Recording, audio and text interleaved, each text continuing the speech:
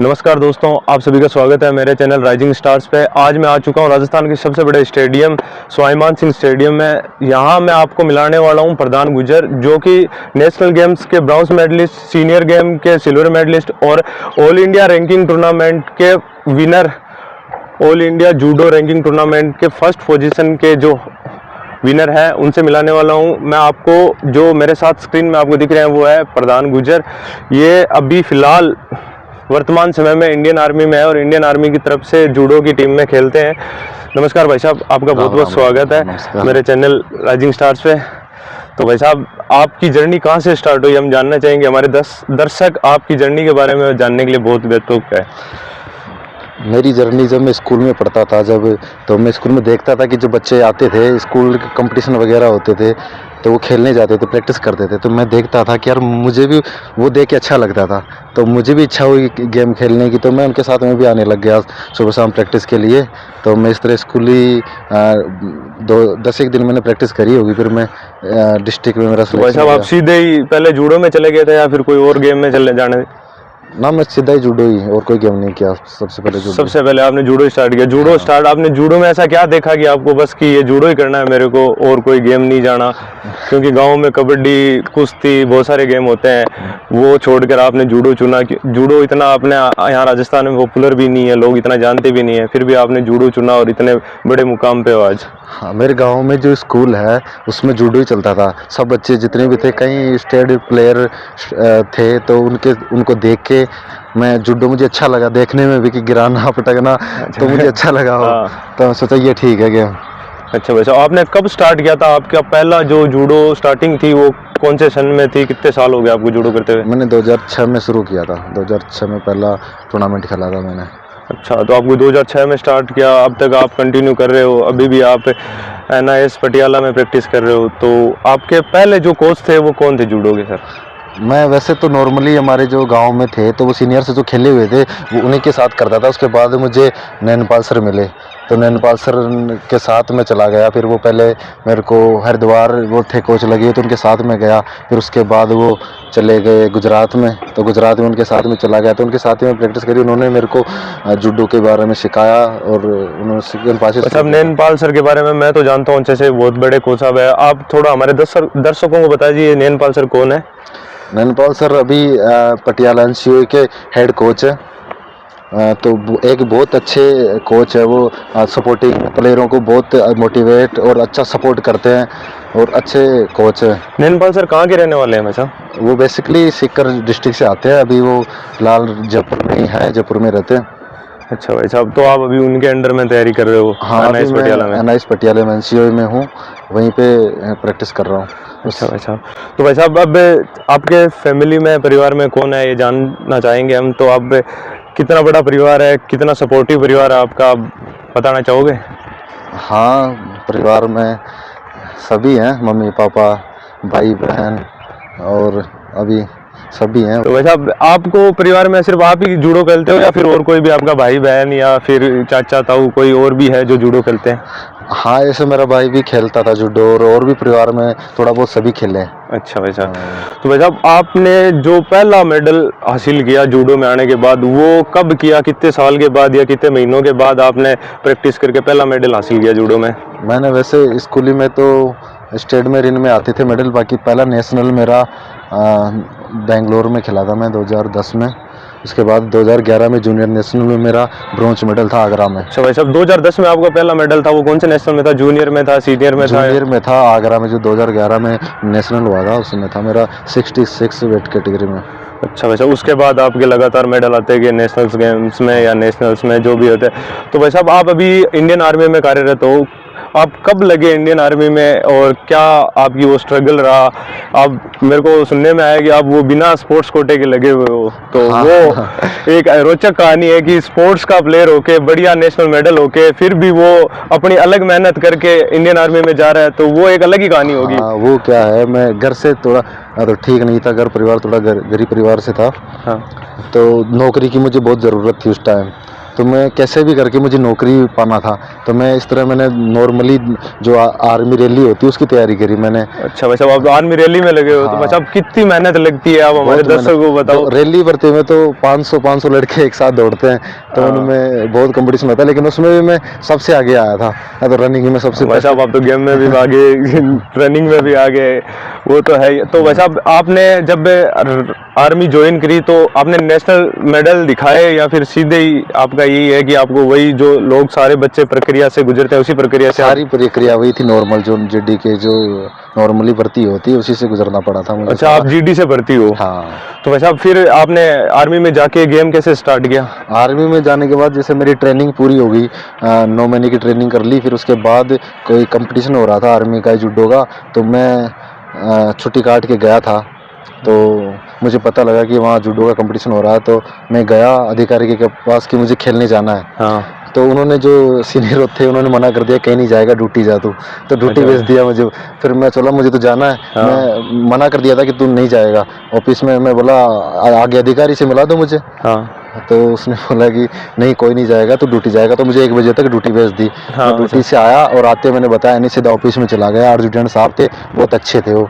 तो उन्होंने जाते मैंने बोला कि साहब मुझे ऐसे, मैं जूडो का प्लेयर हूँ और मुझे जूडो खेलने जाना है, तो जाने नहीं दे रहे। तो बोले ठीक है, तू आज ही रिजर्वेशन करा और आप भी निकल जा। और उन्होंने मुझे सपोर्ट किया। मैंने सर्टिफिकेट दिखाया उनको, तो सर्टिफिकेट देखा नहीं। हाँ। बोले नहीं, तू तू मेरे पास आ गया, इतना ही काफ़ी है मेरे लिए, और तू अभी निकल। डोगरा साहब थे वो, लेफ्टिनेंट तो कर्नल मतलब थे। वो काफी सपोर्टिव थे, आपकी जर्नी वहां से आर्मी में स्टार्ट हुई, एक जे गेम प्लेयर, एक जे स्पोर्ट्स प्लेयर आर्मी में वहां से स्टार्ट की, उन्होंने आपका बहुत सपोर्ट किया। हाँ। तो वैसे आर्मी में जाने के बाद आपका पहला कंपटीशन कौन सा था? आर्मी में जाने के बाद मेरा पहला सर्विसेज ट्रायल थी। अच्छा। सर्विसेज ट्रायल में सिलेक्शन था मेरा। बाकी अब थोड़ी सी राजनीतिक, थोड़ा सा हाँ, भाई वो तो बंधु- है ही कि राजनीति हर जगह अपने देश में, ही राजनीति का ही काम है। अगर आपके पास राजनीतिक सपोर्ट नहीं है तो आप कहीं नहीं पहुंच सकते, लेकिन फिर भी आपने अपने मेहनत के दम पे इतना बड़ा मुकाम हासिल किया है। हम जितने भी जूनियर प्लेयर हैं सारे आपके बहुत ही मतलब बड़े फैन हैं कि आपकी मेहनत के, आपको हम बहुत दिनों से देख रहे हैं, बहुत सालों से देख रहे हैं, लेकिन आपकी मेहनत बहुत ही एक नंबर की मेहनत है। तो भाई साहब, आप उसके बाद आपका पहला मेडल आर्मी में जाने के बाद कब आया, क्या हुआ उसके बाद? आर्मी में जाने के बाद फिर मैंने एशियन चैंपियनशिप की ट्रायल थी, उसमें मैं सेमीफाइनल में हार गया था। अब वो तो सेमीफाइनल में भी किस तरह आ रहा था वो सबको पता है। हाँ भाई साहब, वो तो हमें पता है तो सबको। फिर उसके बाद उसके हुआ मेरे पास इंजरी हो गई मेरे ACL की, लेफ्ट नी में ACL की इंजरी हो गई, तो मैंने सर्जरी करवाई। मेरी लगातार 2 बार सर्जरी हुई घुटने की। अच्छा भाई तो साहब। मुझे 1-2 साल के लिए रेस्ट दे दिया। डॉक्टर ने बोला तू जूडो नहीं कर सकता, अब गेम कर ही नहीं सकता। लेकिन मैं डॉक्टर फिर को भी बोला, आपने हिम्मत नहीं आ रही नहीं कि मुझे जूडो ही करना है? मैं डॉक्टर के पास गया, उसने मना कर दिया। जो आर्मी के डॉक्टर होते हैं, अगर वो हाँ। लिख देते हैं अनफिट, तो वो आर्मी की तरफ से खेल नहीं सकता। तो डॉक्टर ने लिख दिया था कि तू नहीं खेल सकता अब। हाँ। फिर भी मैंने जिद करी, दूसरे डॉक्टर के पास गया कि आप, मैं खेलना चाहता हूँ, मुझे कुछ नहीं है, मैं ठीक हूँ। बोला नहीं, तेरा वापस टूट जाएगा, जो लिगामेंट है वो वापस टूट जाएगा अगर तू खेला तो। अब फिर से वही आपके साथ राजनीति होने लग गई वहाँ की, इसको हाँ। कैसे ना कैसे दबाना है अपने को, हाँ, लेकिन आपका डॉक्टर- जज्बा हार नहीं माना है। तो मैंने रिक्वेस्ट करी एक दूसरे डॉक्टर के पास जाके, मैं बोला कि साहब मुझे तो खेलना है, कुछ भी हो जाए। मैं जूडो के सिवा मैं कुछ सोचा ही नहीं, मैंने ज़िंदगी में जूडो के साथ सिवा कुछ ना देखा ना सोचा, तो मैं इसके सिवा कुछ नहीं कर सकता। मुझे तो जूडो करना है, मेरा चाहे कुछ भी हो जाए, मैं ठीक हूँ। तो उसने फिर बहुत रिक्वेस्ट करने के बाद मेरा टेस्ट लिया बाहर, बोले चल तू बोलता है तो फिट कर देता हूँ। फिर उसने लिख के दिया, फिट कर दिया मुझे। उसके बाद मैं वापस आया और मैंने यूनिट में CO साहब से रिक्वेस्ट करी कि साहब मुझे बाहर प्रैक्टिस के लिए छोड़ दो, मैं कंपटीशन खेलूंगा, बिना प्रैक्टिस के तो मेडल आएगा नहीं। तो उन्होंने रिक्वेस्ट करी मैं SM साहब CO साहब से, तो उन्होंने मेरे को फ्री छोड़ दिया। मैं फिर फ्री छोड़ के मैंने प्रैक्टिस करी 7-8 महीने। उसके बाद नेशनल रैंकिंग टूर्नामेंट था दिल्ली में 2019 में, तो उसमें मेरा गोल्ड आया था 90 kg वेट कैटेगरी में। बस अब हमने वो 2019 का नेशनल रैंकिंग टूर्नामेंट में एक चीज़ सुनी थी कि जो नेशनल रैंकिंग टूर्नामेंट के जो टॉप प्लेयर हैं, जो फर्स्ट पोजीशन पे है, वो बाहर किसी टूर पे जा रहे हैं, लेकिन किसी कारणवश क्या हुआ वो सीन आप हमारे दर्शकों को बताइए, क्योंकि वो बड़ी एक आपके साथ खतरनाक वाली ट्रेजेडी हुई थी, आपके सारे सपनों पे पानी फेर दिया था उस ट्रेजेडी ने। आप बताना चाहेंगे क्या हुआ था वो? हाँ, वो क्या था, मोरक्को जा रही थी टीम, ओलंपिक क्वालिफायर राउंड चल रहे थे। तो मोरक्को में था कंपटीशन, तो हमारा सारा काम कंप्लीट हो गया था, वीज़ा वगैरह सब लग गया था, हमारी अच्छा। टिकट वगैरह सब हो गई थी, हमें जाना था, हम एयरपोर्ट पे जा रहे थे, टैक्सी पकड़ ली थी हमने एयरपोर्ट के लिए, दिल्ली से दिल्ली थे हम। हाँ। तो फिर मेल आया एकदम से कि जो कोरोना की वजह से मोरक्को का जो कैंसिल हो गया टूर्नामेंट जो मोरक्को में हो रहा है। तो अच्छा, उस वो टाइम जब आपके पास कैंसिल की खबर आई तो क्या रिएक्शन था आपका, क्या आपके मन में चल रहा था? बहुत बहुत ही मतलब मन अंदर से इतना दुखी हो गया ना कि यार ये क्या हो गया, इतना स्ट्रगल, मतलब ज़िंदगी में शुरू से स्ट्रगल करते आ रहे हैं, अब भी मौका मिला है तो अभी भी देखो कि किस्मत ने अभी साथ नहीं दिया। चलो फिर हमने चलो किस्मत पे छोड़ दिया। उसके बाद भाई साहब आपने बहुत ज़्यादा मेहनत करी, जैसे मैं तो आपको जानता हूँ अच्छे से, बहुत पहले से आपने सब कुछ इंस्टाग्राम व्हाट्सअप सारा कुछ बंद कर दिया, फिर आप अपनी वही वापस पहले वाली मेहनत पे लग गए और फिर आपने एक अच्छा खासा मेडल दिया है अपने राजस्थान को, देश को, बढ़िया एक वापस अभी आप अच्छे से प्रैक्टिस कर रहे हो। तो अब आपका क्या नेक्स्ट क्या प्लान है? अभी नेक्स्ट मेरी एशियन गेम्स की ट्रायल है 8 अप्रैल को अभी दिल्ली में। आने वाले हाँ, अप्रैल को? इसमें जो सीनियर नेशनल गेम्स मेडलिस्ट वाले जो भी प्लेयर है ना वो पार्टिसिपेट करेंगे, तो उनमें जो सिलेक्शन होगा वो एशियन गेम्स खेलने जाएगा, तो अभी उसकी तैयारी चल रही है मेरी। अच्छा, तो भाई साहब ये एशियन गेम्स कहाँ होंगे अभी? अभी ये चाइना में। चाइना में? तो भाई साहब इसके लिए आप अभी कहाँ प्रैक्टिस कर रहे हो? अभी एनसीयू पटियाला में। एनसीयू पटियाला में? तो सारे जो जितने भी नेशनल गेम्स के मेडलिस्ट है सबको वहीं प्रैक्टिस करवा रहे हैं या फिर कुछ चुनिंदा को करवा रहे हैं? वो जो वहाँ पे जो सिलेक्टेड है वही करते हैं, बाकी अपनी अपनी सेंटरों में कर रहे हैं सब। अच्छा भाई साहब, तो अब आप अपनी जिंदगी का कोई रोचक तथ्य बताना चाहो हमारे दर्शकों को तो आप प्लीज बता दीजिए। कोई ऐसा तथ्य कि आपको हाँ कि हाँ ये मेरे को दुनिया से शेयर करना है या फिर किसी को बताना है, मेरी जिंदगी का सबसे अच्छा पल ये था, तो आप कुछ बताना चाहो तो कोई ऐसी खुशी वाली बात कि हाँ मेरे को आज बहुत खुशी है। कौन सा मेडल आया था जब आपको बहुत ज़्यादा खुशी हुई थी? मेरा जब वैसे मेरा सबसे पहले जब मेडल आया था जूनियर में तब खुशी हुई, लेकिन सबसे तब मैं अपना सेटिस्फाई नहीं था कि मैं बेस्ट नहीं दे पाया अपना। लेकिन जब मैं रैंकिंग में मैंने गोल्ड जीता सीनियर रैंकिंग में, तो मुझे बहुत खुशी हुई क्योंकि मुझे अच्छा लगा कि मैं नेशनल चैंपियन, पहली बार नेशनल चैंपियन बना था मैं। ऐसा वो हमें आपके साथ साथ हम सबको बहुत खुशी हुई थी क्योंकि हमारा बड़ा भाई जो एक नेशनल रैंकिंग टूर्नामेंट में फर्स्ट है, पूरे ऑल ओवर इंडिया में फर्स्ट रैंक पे था। तो भाई साहब अब आपका जो नेक्स्ट प्लान है एशियन गेम्स का, उसके बाद आपका कौन सा टूर्नामेंट है, कोई है या फिर आप रेस्ट पे जाओगे? नहीं, अभी तो नेशनल गेम्स पे ध्यान है हमारा, एशियन गेम्स के बाद फिर तो करेंगे उसके बाद जो भी होगा। अच्छा भाई साहब, तो अभी आपको मतलब कौन सबसे ज़्यादा सपोर्ट कर रहा है, आपकी आर्मी की टीम की तरफ से हो या फिर जो अपने नैनपाल सर का नाम बताया वो, या फिर कौन? हाँ, हमारे जैसे तो नैनपाल सर भी हमें बहुत सपोर्ट कर रहे हैं, और हमारे कोच थे नैनपाल सर, और हमारे जो सीईओ हैं यूनिट के, हाँ, उन्होंने मेरे को बहुत सपोर्ट किया है। बाकी अपने तो घर वाले तो है ही भाई साहब। और आप अपने कुछ घर वालों के लोग। बारे में, दोस्त लोग, आप अपने घर वाले दोस्तों के बारे में कोई अच्छा किस्सा सुनाना चाहो तो? अच्छा भाई साहब कोई भी बढ़िया, जैसे आप सबने अपनी जिंदगी जी, आप तो बहुत सीनियर हो अपन हमसे, अब मेरा ऐसे पूछने का तो नहीं होता लेकिन मैं पूछ लेता हूँ क्योंकि सारी दुनिया को जानना है आपके बारे में। किस्सा तो कोई खास किस्सा जो हो, कोई स्कूल टाइम का, कॉलेज टाइम का, या फिर किसी टूर्नामेंट का बढ़िया कोई अच्छा खासा किस्सा जो आप शेयर करना चाहो।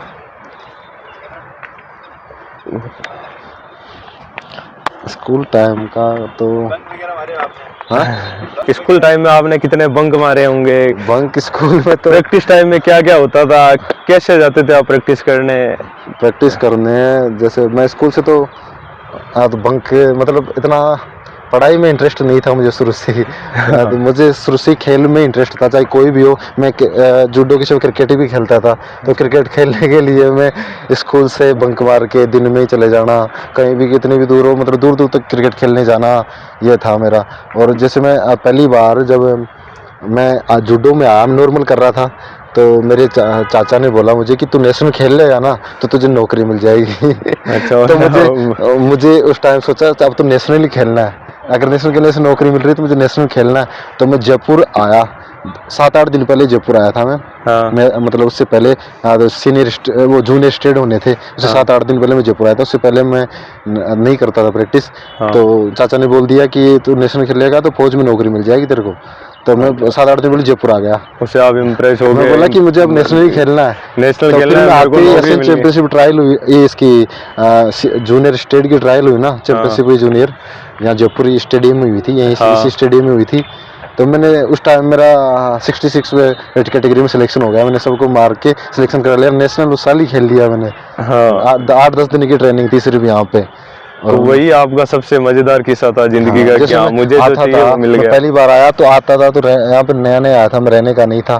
तो हाँ मैं कभी 1-2 दिन में, जब गांव से इतने 70 किलोमीटर 75 किलोमीटर पड़ता है, वहाँ से 2-3 दिन अप डाउन करता था, सुबह आता था फिर जाता था। 70-80 किलोमीटर आप रोज अप डाउन करते थे हाँ, कि यहाँ मैं ऐसे फिर कभी स्टेडियम में जैसे आके कभी नहीं प्रैक्टिस कर सकूं। कभी आना जाना नहीं हुआ, तो कभी किसी दोस्त के पास, या एक दिन किसी के पास, किसी दोस्त के पास रुक गया, एक दिन किसके पास रुक गया, ऐसे करके मैंने बड़ा एडजस्ट किया। स्ट्रगल किया है भाई साहब, आपके स्ट्रगल पे ताली बनती है, कभी बड़े लोग। एक दिन तो नहीं हुआ था, तो फिर अब पार्क के अंदर ही सो के निकाला दिन। आप पार्क के अंदर सो के पूरी रात निकाली और फिर सुबह उठ के वापस यहाँ प्रैक्टिस करने आ गए। ये जज्बा होना चाहिए जब भी जाके कोई एक प्लेयर इंडिया को रिप्रेजेंट कर सकता है। आप देख सकते हैं, ये मेरे साथ प्रधान भाई साहब हैं, ये मेरे बहुत सीनियर प्लेयर हैं। मैं भी जूडो खेलता हूँ लेकिन किसी कारणवश मैं अभी नहीं कर रहा, लेकिन ये मेरे बहुत सीनियर प्लेयर हैं, इनको मैं बहुत ज़्यादा मानता हूँ। इनकी कहानी आपने अभी देखी है। जो बंदा बोलता है ना कि मेरे पास ये नहीं है, मेरे पास वो नहीं है, इनके पास तो कुछ नहीं था। ये 70-80 किलोमीटर दूर से चल के यहाँ डेली प्रैक्टिस करने आते थे, ना इनके पास बस का किराया होता था, यहाँ रहने के लिए कोई साधन नहीं था। ये बाहर पार्क में सो के रात भर यहाँ, सुबह दिन में वापस सुबह 4 बजे 5 बजे प्रैक्टिस पे पहुँच रहे हैं, और आज ये इनका इतना बड़ा मुकाम है। तो वही है इनकी स्ट्रगल, इतना स्ट्रगल किया इन्होंने, वो पार्क में सोई हुई रात और आज वो मखमल के गद्दे। तो भाई साहब आपने बताया कि आप पटियाला प्रैक्टिस कर रहे हो, तो आपका पटियाला में क्या टाइमिंग रहता है, किस टाइम कितनी टाइम प्रैक्टिस करते हो, दिन में कितने घंटे प्रैक्टिस करते हो? वहाँ पे वैसे तो सेशन 2 ही बार होता है, सुबह और शाम, लेकिन हम एक्स्ट्रा दिन में भी करते हैं। दिन में अच्छा। 11 बजे जाके हम तो एक्स्ट्रा वैसे जाके सुबह करते शाम करते हो, तो सुबह कितने घंटे होती है, शाम को कितने घंटे होती हैं। है? सुबह होती है लगभग करीबन 2 घंटे सुबह, 2-2.5 घंटे शाम को। और और उसके बाद आप एक्स्ट्रा भी करते हो? हाँ, एक्स्ट्रा दिन में 11 बजे के आ जाते हैं, तो टेक्निक वगैरह, टेक्निक रिवीजन, अपने जो भी गलतियाँ वो उस पर ध्यान देते हैं। अच्छा, तो अभी आपका प्रैक्टिस पार्टनर कौन है अभी वहाँ पे? पटियाला में अभी मेरा प्रैक्टिस पार्टनर है, सुनील है और शुभम है। अच्छा, शुभम भैया और सुनील भैया है आपके हाँ, प्रैक्टिस जो पार्टनर? अभी शुभम बीएसएफ में है हाँ और सुनील असम राइफल में है। हाँ। तो भाई साहब जो आपकी ये प्रैक्टिस का है, तो इसमें रेस्ट वगैरह का, डाइट वगैरह का क्या सीन रहता है? आप क्या डाइट लेते हो, कितना रेस्ट लेते हो, वो भी बता दो। रेस्ट जैसे हम प्रैक्टिस करके आए और ब्रेकफास्ट हमने किया, ब्रेकफास्ट करने के बाद हम आके सो जाते हैं, फिर अच्छा। उठते हैं, फिर प्रैक्टिस जाते हैं 11 बजे। तो फिर हम प्रैक्टिस करके लंच करके फिर सो जाते हैं। मतलब जब रिकवरी नहीं होगी तो शाम को प्रैक्टिस के लिए हम तैयार नहीं हो पाते। हाँ अगर जो इसलिए रेस्ट बहुत ज़रूरी है प्लेयर के लिए, डाइट और रेस्ट बहुत ज़रूरी है। तो भाई साहब बस आपका यही रहता है कि सुबह उठे आप 4 बजे, उसके बाद प्रैक्टिस चले गए, प्रैक्टिस से आके आपने ब्रेकफास्ट किया, फिर आपने रेस्ट कर लिया, फिर आप वापस प्रैक्टिस चले गए, हाँ, ये रहता है। उसके बाद वापस आके रेस्ट हो गया, फिर आपकी शाम का सेशन हो जाता है प्रैक्टिस का, फिर वापस रेस्ट। तो आप अपने पर्सनल लाइफ के लिए या फिर मनोरंजन के लिए क्या करते हैं? मनोरंजन के लिए तो हम वैसे वहाँ तो चलाते हैं, हम इंस्टा रील वगैरह देख लेते हैं, यूट्यूब पे वीडियो वगैरह हाँ, देख मैंने लेते हैं। देखा आपको रील का बहुत शौक है। आपका जो रील बनाने का बहुत ही तगड़ा है। आप पहले भी बहुत अच्छी रील बनाते थे और अब भी आप वर्कआउट के रील डालते हो या फिर कोई भी रील बनाते रील हो? बनाते हैं तो थोड़ा स्पोर्ट्स, ये वर्कआउट का बनाते हैं ना वीडियो, तो थोड़ा सा मोटिवेशन होता है। अब आपकी लिपसिंग भी बहुत अच्छी खासी, आप बहुत मतलब अच्छे खासे डायलॉग बोल देते हो। संदेहुल है, उनके बड़े तगड़े डायलॉग बोलते हैं भाई साहब। तो मैं आपको भाई साहब की इंस्टाग्राम की जो लिंक है वो नीचे डिस्क्रिप्शन दे दूंगा, आप जाके इनको फॉलो करें और इनकी रील्स वगैरह देखें, इनको बहुत अच्छी रील बनाते हैं। तो भाई साहब आपका जो मूवी देखने का या फिर टाइम पास करने के लिए आप कोई किसी बाहर जाते हो या फिर कोई मूवी देखते हो? हाँ, मूवी देखने के लिए जैसे हम संडे को हमारा रेस्ट होता है, तो संडे को हम चले जाते हैं, मूवी वगैरह देख लेते हैं संडे को अच्छा भाई बाहर साहब। जाके। अब आपका मूवी देखने में इंटरेस्ट कितना है, या फिर बिल्कुल नहीं है, या फिर ऐसे ही टाइम पास के लिए देखते हो? नहीं, मूवीज़ देखना मुझे पसंद है। अच्छा, तो मूवीज़ आपको देखता हूँ। मूवीज देखना पसंद है, तो आपका सबसे फेवरेट एक्टर कौन है? मेरा अक्षय कुमार, अक्षय कुमार। और एक्ट्रेस कौन सी है? दीपिका पादुकोण। दीपिका पादुकोण। भाई साहब की एक्ट्रेस है दीपिका पादुकोण, फेवरेट एक्ट्रेस दीपिका पादुकोण है। कपिल शर्मा संभल के रहना, फौजी भैया है, ले जाएंगे। और भाई अभी साहब तो अब अभी आप, तो रणवीर सिंह ले गया ना। हाँ वो, लेकिन कपिल शर्मा का बड़ा कर्स है, वो रणवीर सिंह तो ले गया।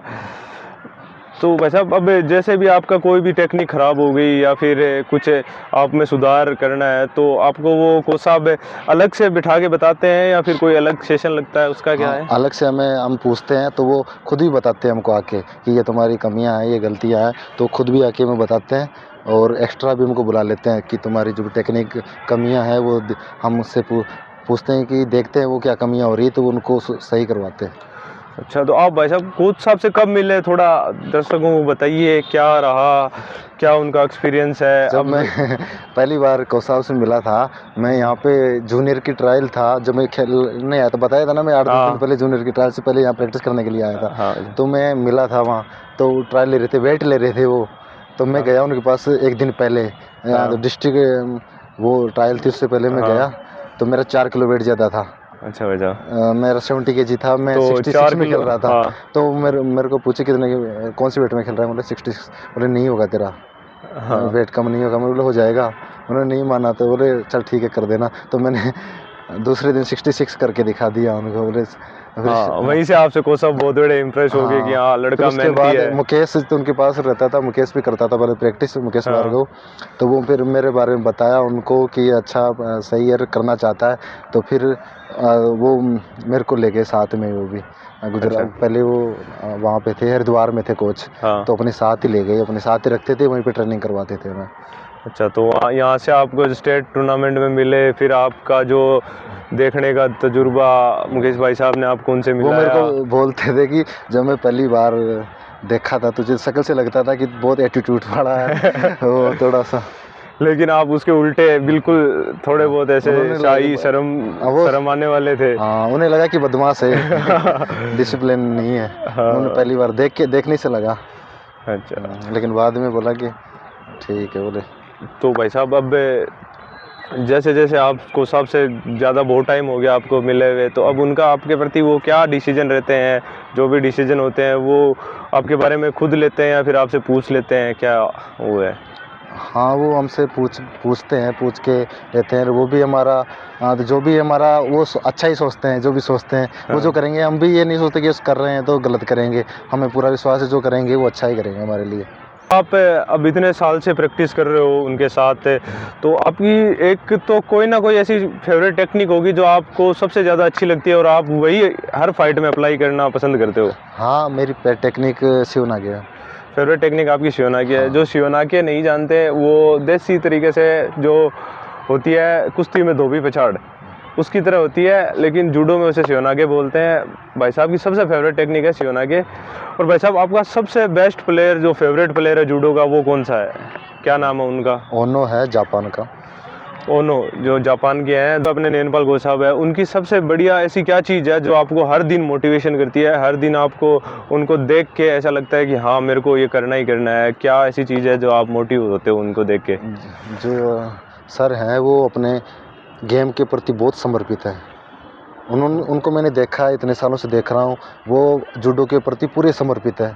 ऐसा लगता है वो जूडो के लिए ही जीते हैं, जूडो के सिवा उन्हें कुछ नहीं दिखता। बहुत कम लोग होते हैं जूडो के ऐसे लिए जो, ही वो जी रहे हैं, जूडो के लिए रोज़ वो नई नई चीज़ें रिसर्च करना, जूडो के बारे में सोचना, जूडो के लिए जीना, ये सब चीज़ें हमें भी जूडो के लिए थोड़ा मोटिवेट करती है। हाँ अच्छा, बहुत कम लोग होते हैं ऐसे जो कि अपनी ज़िंदगी पूरी एक ही चीज़ को दे देते हैं, जिसमें से एक नैनपाल सर हैं, जो हमारे कोच साहब है, बहुत सीनियर कोच साहब हैं, भाई साहब के कोच साहब हैं। भाई साहब आप यहाँ पटियाला आने से पहले आप अपनी वहाँ जो रेजिमेंट थी उसमें प्रैक्टिस करते थे, तो वो वहाँ कौन है अभी कोच साहब, और वो आप कैसे मतलब वहाँ प्रैक्टिस करवाते थे? हाँ, वहाँ हमारा आर्मी का सर्विस है, आर्मी नोड है बेंगलोर में। हाँ अच्छा, तो आप बेंगलोर में आपका आर्मी नोड सेंटर में, सेमी सेंटर में वहाँ आप तैयारी करते हो, तो वहाँ आपके कोच कौन है अभी? वहाँ पे है इरोम संजू सिंह। अच्छा, तो आप उन्हीं के अंडर में प्रैक्टिस करते थे। हाँ, वहाँ अभी पे। आपका यहाँ पटियाला सिलेक्शन हो गया तो आप यहाँ आ गए। हाँ, यही है इनकी सक्सेस की कहानी। धन्यवाद, बहुत बहुत धन्यवाद आप लोगों का। धन्यवाद, राम राम।